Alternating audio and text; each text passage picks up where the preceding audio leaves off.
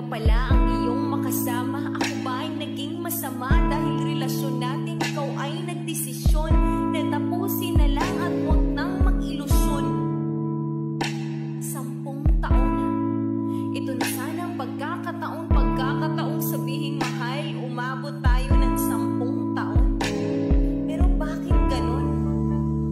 Salamat na lang sa 10 taon. Kasi wala na palang dapat tungtungan dahil ito na ang hantungan. Ganun ba kadali? Bakit ka nagmamadali?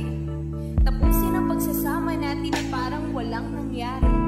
Halakhak, iyak, problema, buong akala ko panalo na ako sa relasyon natin. Pero bakit